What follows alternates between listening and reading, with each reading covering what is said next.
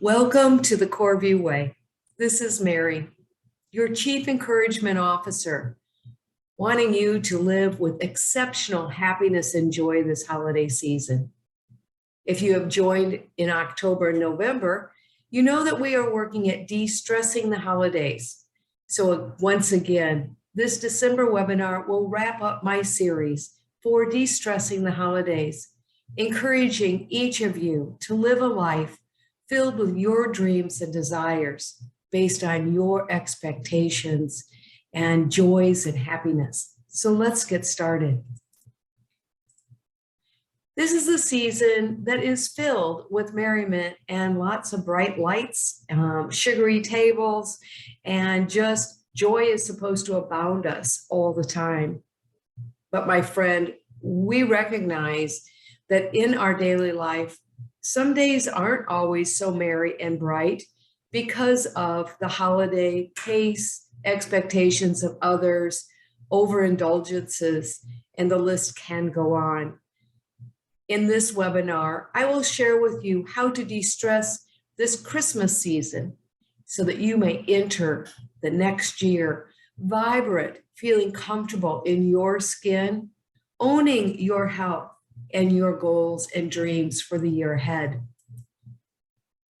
Over the course of the next several moments, we will be covering a little bit about the holiday blues. How can we make smart choices? The power of tradition. Encouragement for thinking outside of the box, for movement. And then peppermint, that healthy holiday flavor. And then what's up in the kitchen? Before we go into smart choices, I'd like to spend a moment talking about the holiday blues. If you are one that find that you are sad at the holidays, I want you to know you're not alone. Many individuals find the holidays, the overwhelm, maybe the sense of loss, maybe there's a grieving of a loved one or a life situation that really gets magnified during the holidays. I want to encourage you, the first step, really please, the first step is to work through your feelings, to begin anew, because you are not alone.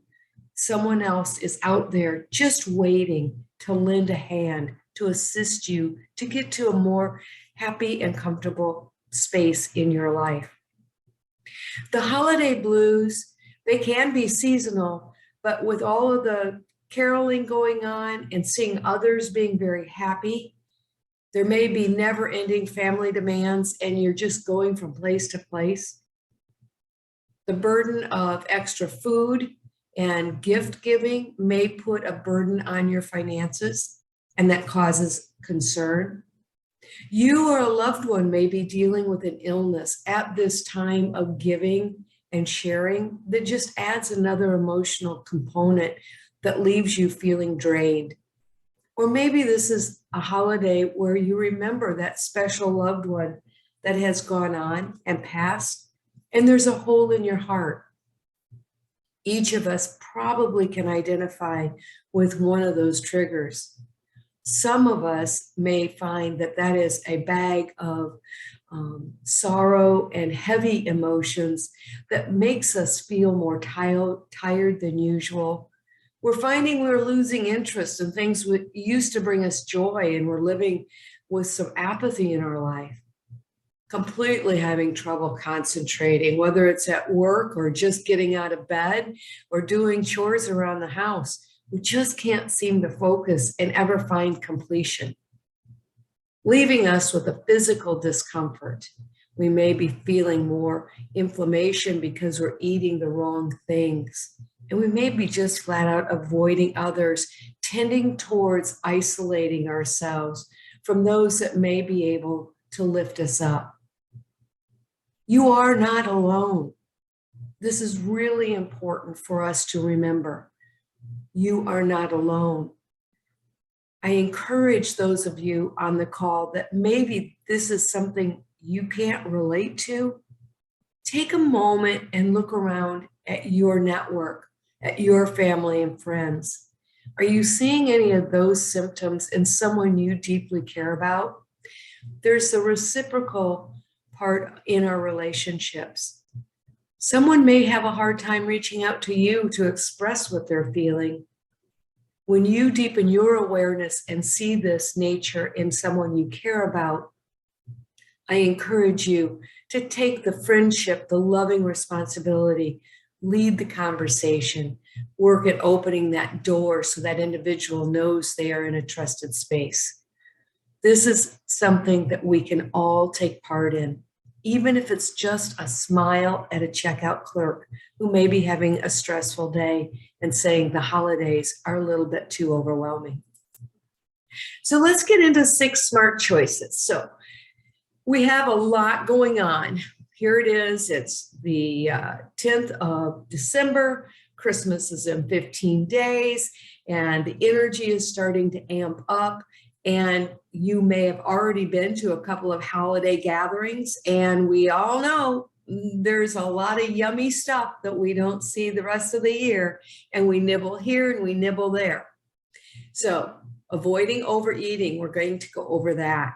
Being open to new traditions, learning to say no, exercise regularly, find support dealing with a loss, and then limiting alcohol.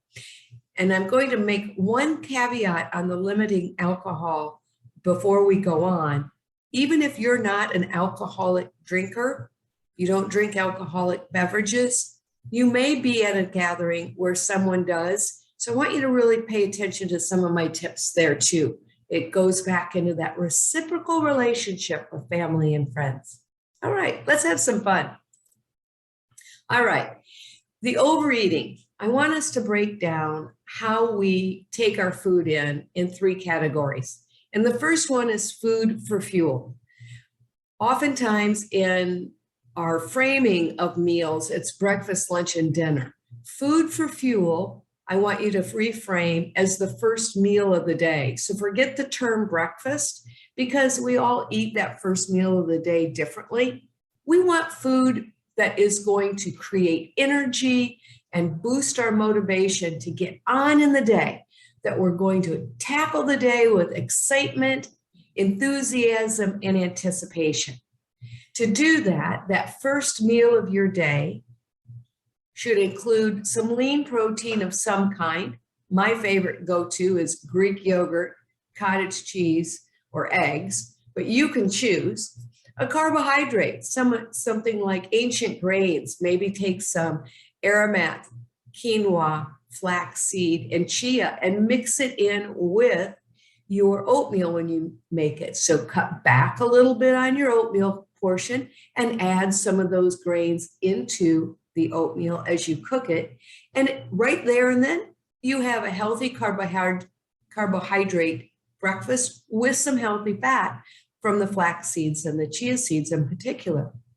When we eat a first meal of the day that incorporates those particular categories, our body gets that energy. It's like gas in the gas tank. We're ready to roll and rumble on down the road.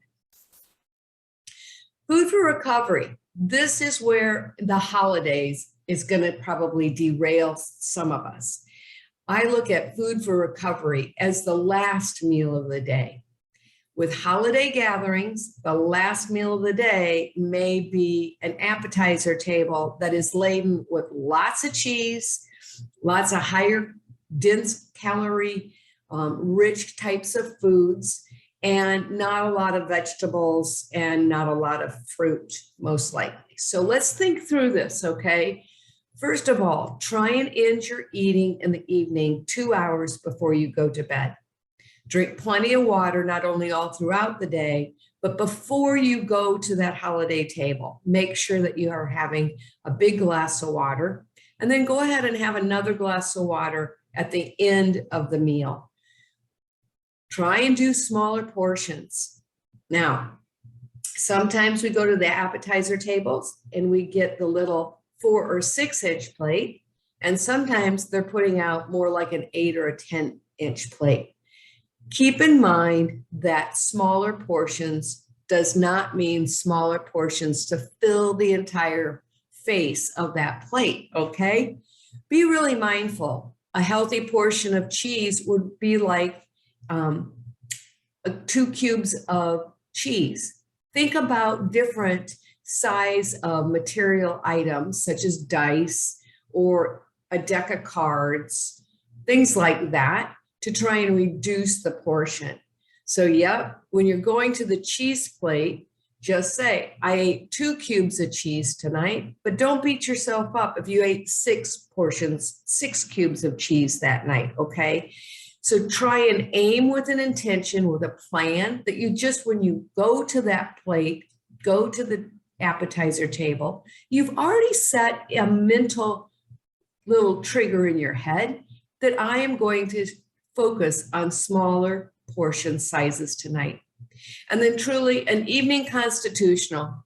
If there is any way you can get just a short walk or a little bit of movement after that meal, especially if it's a holiday gathering, it will aid your digestion. And those particular approaches to your last meal of the day will assist your sleep. Food for recovery at the holiday times, that last meal of the day, like I'm saying, it does get pressure put on it. Likelihood is, though, we are not going out 7 nights a week, though it may seem like it, and eating food that is not typical of what we're eating. So on those other days, try and make those days to give your body some balance that are a little bit more focused. Maybe if you know that you have an appetizer or a holiday dinner that's going to be bigger and heavier tomorrow night, tonight make it an all plant-based diet for dinner and give your body some days off of having to work really hard on heavy proteins or heavy carbohydrates. Give it a try. It's one day at a time. And then there's food for fun.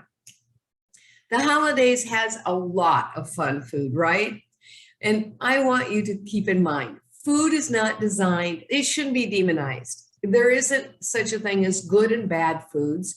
There should be foods that are included for pure pleasure, and do that in moderation. So I love a cookie. I love to make cookies. So the food for fun can be an opportunity to let your hair down and just enjoy. Part of the food for fun is making the fun food and then giving it away. I want you to think of that 90-10 or 80-20 principle. At the holidays, I probably lean more 80-20. So 80% keeping my 5 colors in my diet of red, orange, yellow, green, and purple and blue, plenty of water, lots of fresh, wholesome, nourishing food. But I got to tell you guys, 10 or 20% of the time, I am going to let my hair down and go ahead and enjoy some of the treats that we only get at the holidays. It's a short period of time. Don't let it derail your entire mindset. And corral your sweet tooth with hydration. Yeah, you're going to hear me all the time, right?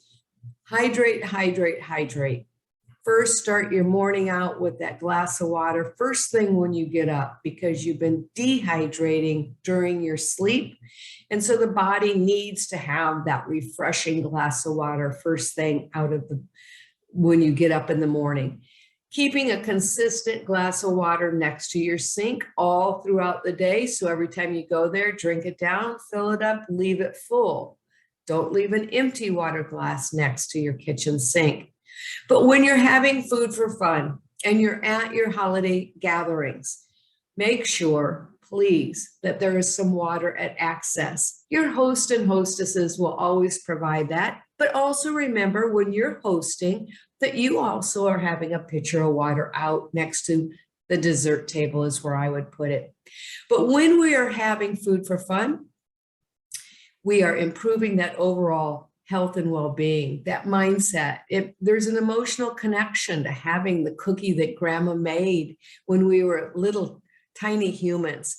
And when we get to have that cookie as an adult now, one time a year, doesn't it make your heart soften? That's the health benefit of food for fun. So food for fuel, your first meal of the day, food for recovery, that last meal of the day, and then food for fun. Take a moment, if you would, as an exercise when you're done viewing this, to write down what foods do you put in those categories? You might even do a food journal for a period of time, just even for a couple of days, and write down what you've eaten over the last couple of days and what category would they go in and how did they make you feel and would you eat them again? Or is it maybe at the holiday time, ooh boy, I've had holiday meals for the last 3 days, nothing's on the schedule the next 3 days. How can I turn my diet into food for fuel, food for recovery, and food for fun, right? Being aware of what we put in our mouth is a huge tool to have in our toolbox. The second smart goal, smart ways to avoid stress at the holidays, is to regularly exercise. Now, in each one of our webinars, I promised you, I told you, I'm always going to come back. Regular movement. It is so vitally important for your physical body, but especially at the holidays, having consistent, regular movement of some nature is so beneficial for your mental well-being. It strengthens and calms at the same time your emotional body. Recognizing that travel does hinder a regular routine, we need to adopt that mindset of taking fitness on the road. And to do that, we need to think outside of the box. What does that look like where you are going? I encourage you to set a daily goal that some, again, is better than none. Don't say, please, I'll just start in January exercising. No, we want to work on de-stressing, remember? So that is releasing inflammation in our body wherever we can, letting go of those tensions that the holidays just naturally bring. Think of being in the car or on an airplane, sleeping on a guest bed. Our bodies need to be stretched, all right? So, couple of ideas here is to do those snack movements. The schedule may not have you able to go out for a 2-hour hike. There might not be a treadmill accessible or the exercise equipment you're accustomed to, but you do have 2 strong legs and 2 solid feet. So make sure you can walk around the block. If nothing else, walk up and down the driveway or around the parking lot of the facility you're staying at. Just get out and move. And I encourage you, no matter the climate you're at in the winter, at the holidays, get out and move. Get outside into the air of the environment you find yourself. Take some deep breath exercises. Really breathe it all the way up in your body and then slowly let it out, right? Through the nose and out the nose, releasing again emotional baggage. Let it go. Relax and come into some presence and awareness inside of yourself. Regardless of your age, move, and then move just a little bit more, okay? All right, this is a great one, I think, is to be open to new traditions. And where we are finding ourselves in society right now, over the last 2 years, many traditions had to be set over to the side. And some of it because of all that's been going on with COVID and so on. Maybe there's some traditions that you really never really liked. It's okay. You don't have to do them. Make the holiday yours. And as you restart your traditions, do it with an intention. What is it you want to do? Expand on what you already love to do. You know, a new tradition isn't like going to Pinterest and say, oh, they're doing it, so I want to do it. Setting a new tradition is about what brings you joy at this time. And joy can be peace and calm. It could also be more the merrier, that there's a family potluck or a neighborhood potluck you want to put together. See, you get to choose as to what those new traditions are that you may want to invite another one to share with, or you want to do on your own. Once you've decided what a new tradition might be, then what I'd like you to do is put it in your calendar and schedule an annual reminder. Now, not just to have the actual day of the tradition, but give it a little bit of time earlier in the year. So say I want to invite our neighbors over for an annual holiday potluck and little cocktail hour on the second Tuesday of December. Don't wait until the first Tuesday of December to start planning it, but go to like maybe back in October when we start thinking of the holidays ahead of time, and then enlist some backup. Find one of your pals in the neighborhood and say, hey, will you work on this with me this year? And make it some fun. Have that meaningful relationship around the development of it. But once a tradition is started, then try and make it repeatable, all right? So that you are creating lasting memories. And as you do that tradition, be open to inviting others in on whatever that looks like, whether it's a home tradition, a work tradition, a volunteer tradition. Again, you get to choose. And that's just like Santa has always got his phone to his ear, listening to what is it we want at Christmas time. Well, let Santa play into your life all year round, bringing that joy, looking forward to whatever this new tradition may be. Hey, it may be instead of a family potluck this year, it may be you're going out for pizza together because of family schedules. It's just easier. Key is shun away, let go of adding stress to the intention. Really have your intention to start a new tradition to be fun and meaningful. Oh, I can't wait to hear what you might come up with. The other smart one here in avoiding stress, and this is hard, you'll notice I don't have any other notes around this, is to learn to say no. And I've written no in capital letters. Saying no is okay.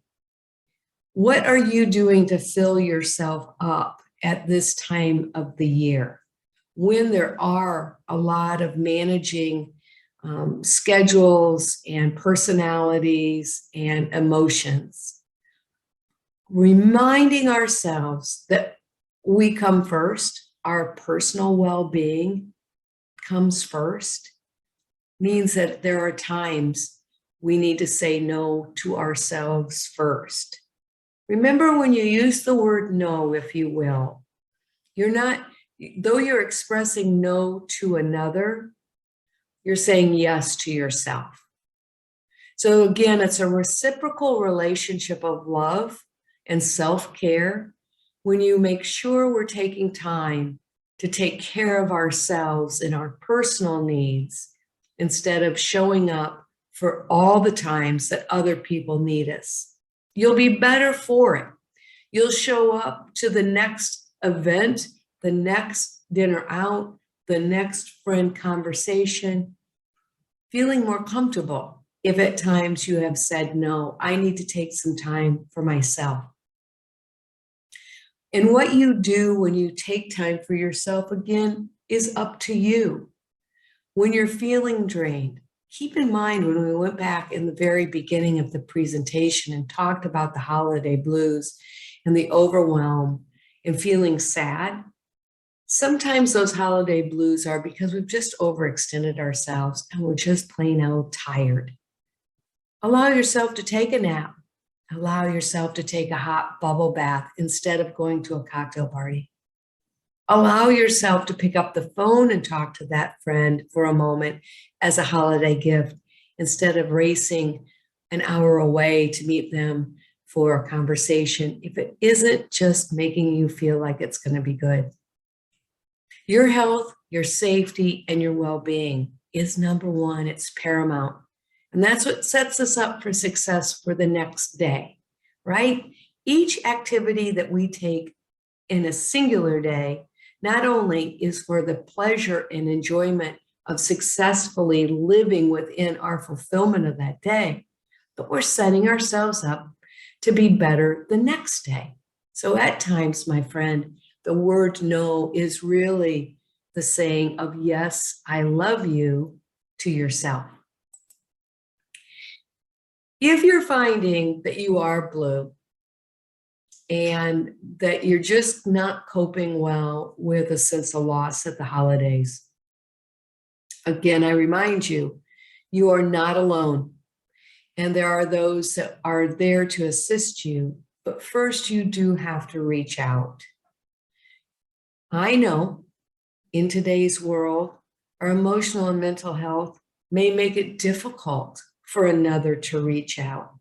And that's why this month, for all of you taking time to really look at your own de-stressing, one of a positive tool to de-stress is to do something for another unexpectedly.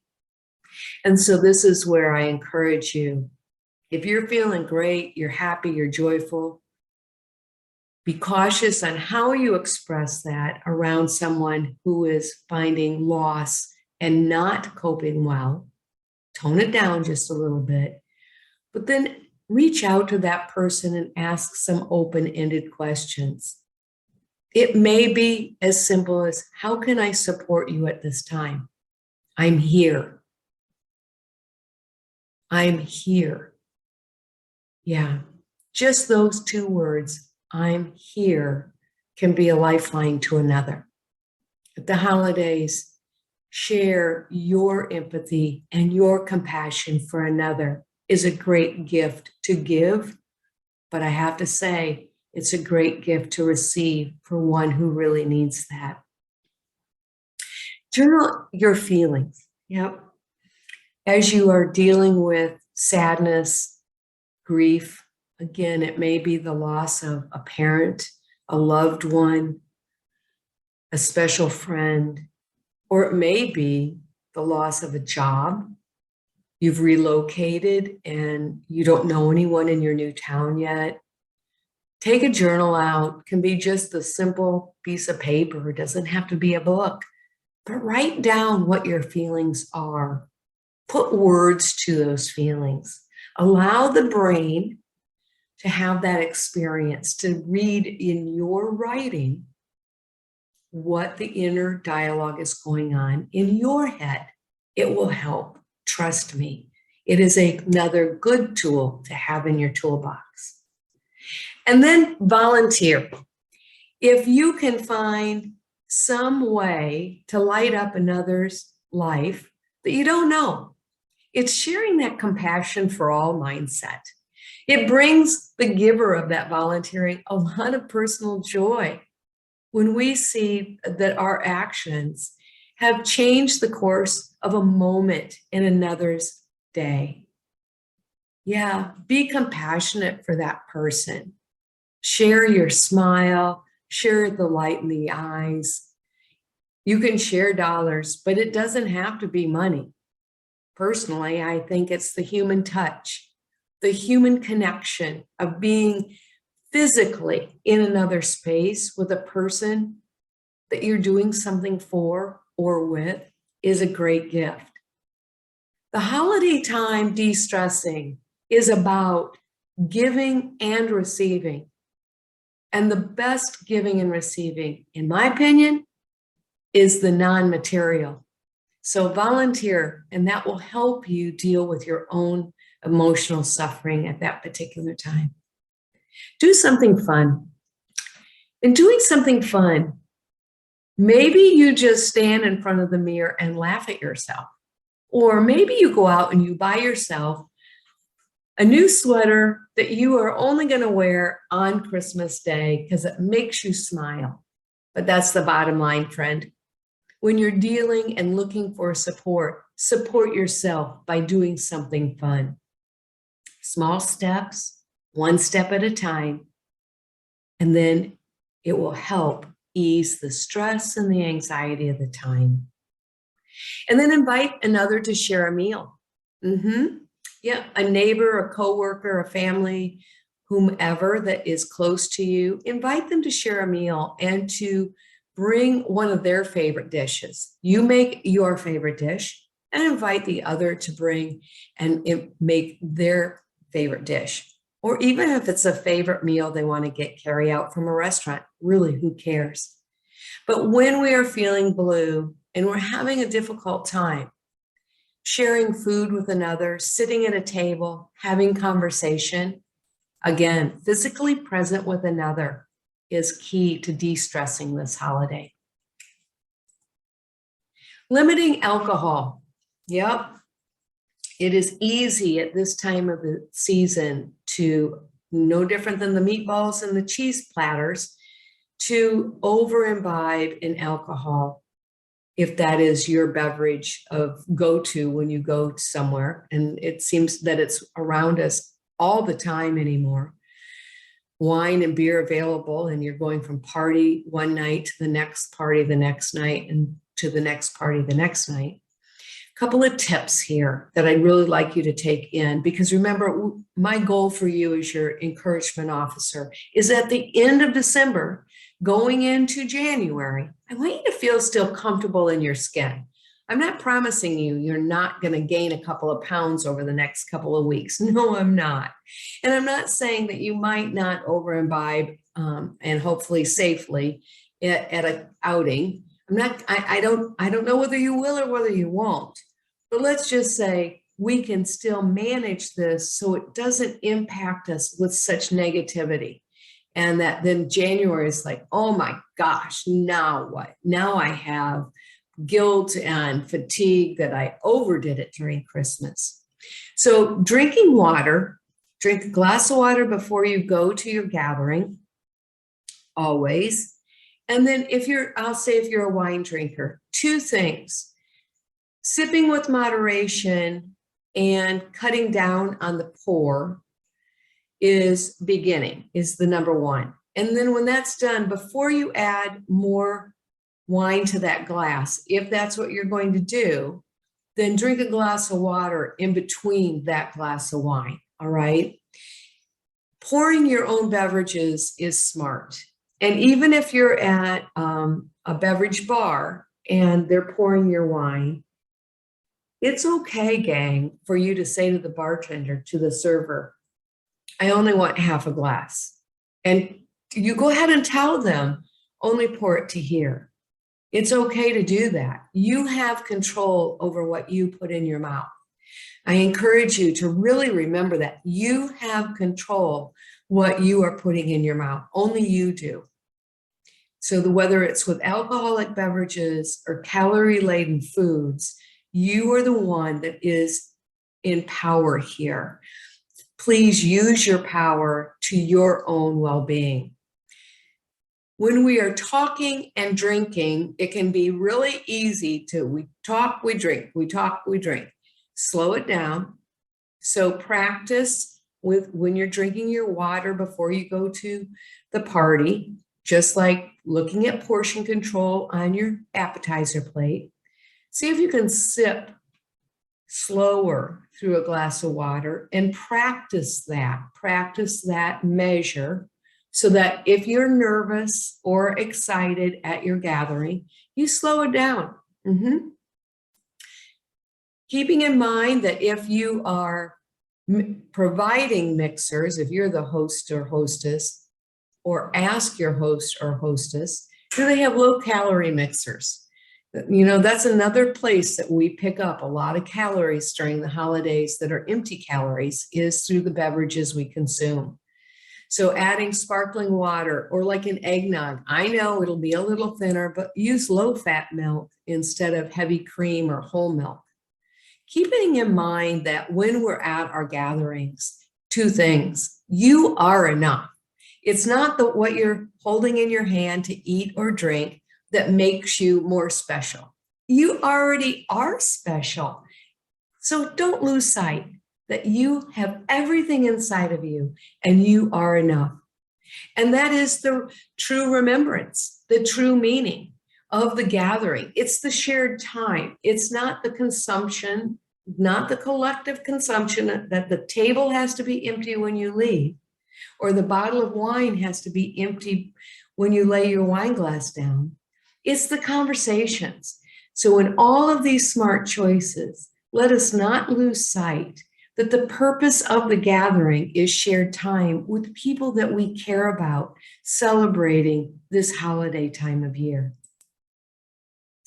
Now, one of the best flavors, this is the go-to flavor. Peppermint, we think of peppermint candy, right? Candy sticks, hard candy.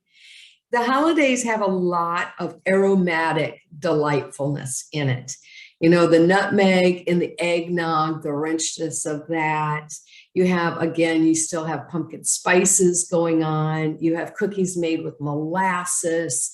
You have the decadent dark chocolate icing. Some of the cookies are iced with a little bit of almond flavoring in them. All those flavors usually are assigned a product that is high in calories. But peppermint, though you have sugared peppermint, peppermint has huge health benefits. And it is really the flavor and the aroma of the season, right? I remember getting those peppermint sticks in this picture, and you'd stick them in an orange, and then you'd suck the orange juice through it on Christmas morning. Or you'd have peppermint bark, which is awfully delicious, or peppermint chocolate cookies. But I want you to take the idea of using peppermint during the next while as a health tonic with peppermint tea. So drinking a cup of tea before you go to bed that is peppermint, or even during the day, but that is peppermint, has a wonderful menthol aroma, which is soothing and calming. So when you come home from a gathering or the last guest goes out the door, go ahead and brew yourself a cup of peppermint tea. Now, we've probably had some other calories, excess calories ahead of that. So omit any honey or any sweetener if you're able in this case, and just sit calmly, holding that warm mug, and breathe in this menthol into your sinuses and allow it to soothe and settle your body. Peppermint also helps our metabolism. So it is a dietary addition that helps us feel fuller longer, helps relax the digestion system. So during the day, if you're feeling anxious and you find that that can of Christmas cookies is calling your name all the time, then go ahead and brew again a cup of tea and slow everything down. Put on some soft music. Just take a moment, right? You're worth it.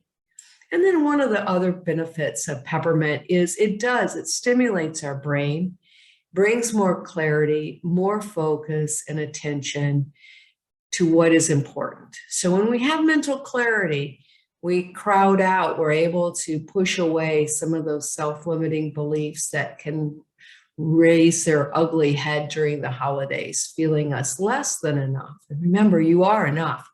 So peppermint is your healthy holiday flavor. For health benefits, drink peppermint tea all month long, and it may become a new tradition. Speaking of traditions, it is time. Traditions are great.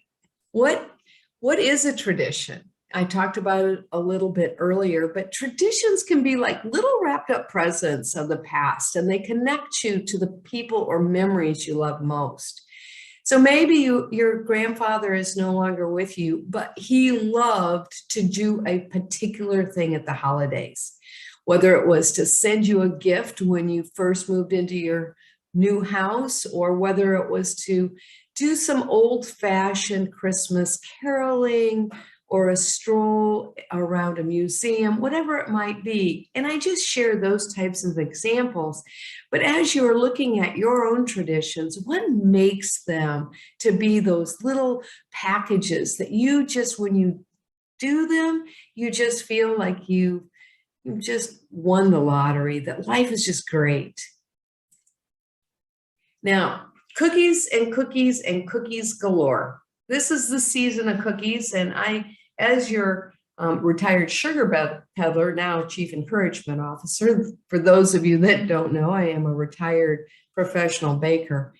And this happens to be a photo of cookies from my bakery that I just love, because it signified a time of, yes, a lot of work, but a great deal of interactions. And annually, I would see families come in from out of town to pick up these trays of these Christmas cookies. And so I bake now, now that I'm retired from that line of work, I still bake, but I try to do it in a way that it doesn't stress me out.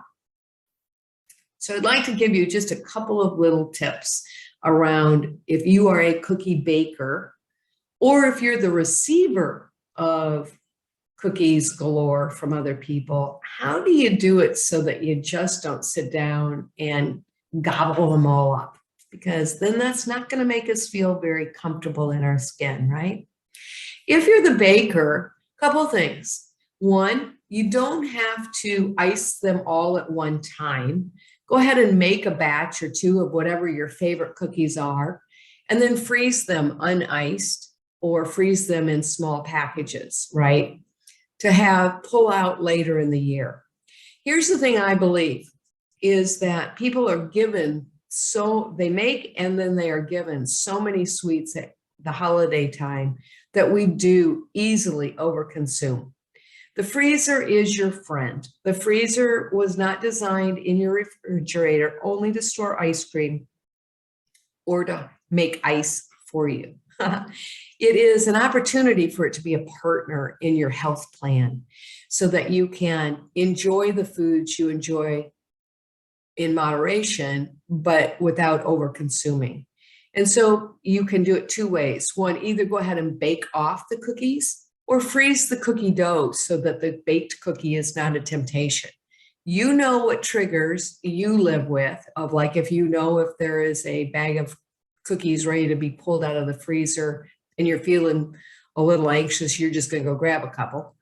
Well, then maybe only freeze the dough in that particular case, all right?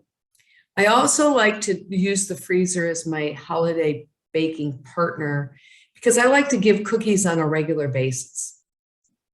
And I'm a believer that any cookie is great all year round. It doesn't have to be just at the holidays.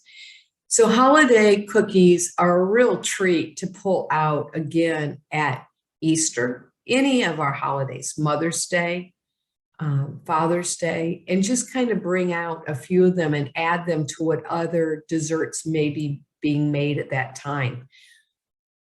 By packaging them well, they easily will remain fresh for up to 6 months in your freezer. So tip number one. Tip number two is to create small gift packages. So we like to give cookies away. I feel you on that. But if someone were to bring my husband and I a platter of cookies, we're not going to eat them. And I'm going to need to freeze them anyhow. So, or I might feel guilty and I don't want to throw them away, so I will eat them all. You never know what the other person is going to do. Be considerate in your relationship of gift giving to the receiver. Give them, if it's a elderly couple down the street, give them 4 cookies. It's the act of giving that they love. And yes, they love what you bring them, but don't overwhelm the receiver is my point. Make smaller gift packages. Make it into a pleasurable activity as well. So that could be inviting a neighbor girl or boy over if you don't have small humans in your own family. Or it could be a friend and say, let's bake cookies together tonight. Because cookies are great consumed, but for some of us, it's the act actually of making the product is where the pleasure comes in, and then seeing the smile of when we give it away. Some areas to consider to give away are your fire stations, your newsrooms at radio stations and television stations. Think about those businesses that have overnight people that they might miss out on the day work festivities. I know more and more people are working remotely, but put your thinking caps on. Be a cookie elf and give away some of your cookies by taking them down to a nursing home for the staff. Think outside of the box once again, because spreading cheer will not only bring a smile to your face, but it will certainly bring a smile to those that are grateful that you thought of them. And that's what the holidays are all about.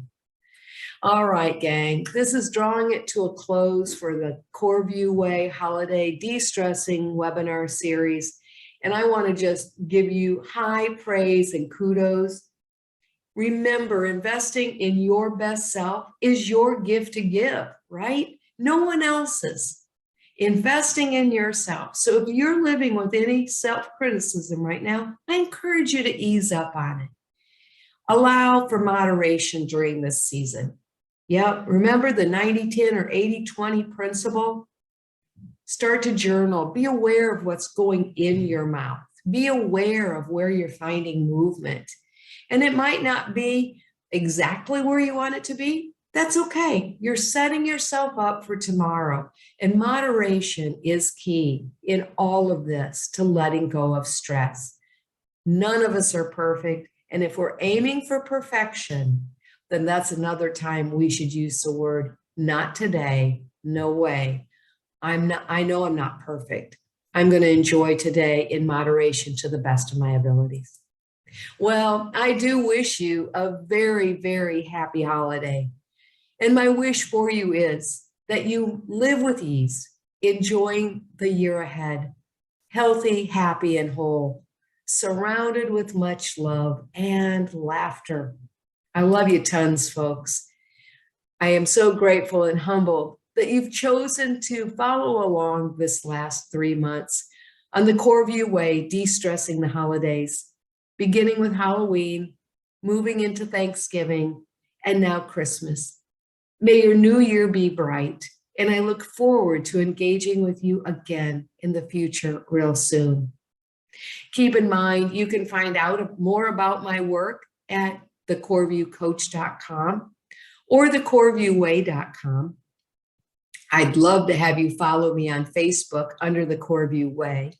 If you have questions or comments on this presentation, the earlier presentations, or presentations you would like to find of interest that I could provide in the future, please email me at mary@coreviewcoach.com.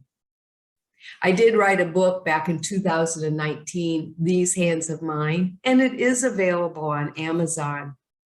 It's a tale of my life story, my relationship with food, some recipes from when I was a professional baker, but then most of all, encouragement for you to craft the life of your dreams.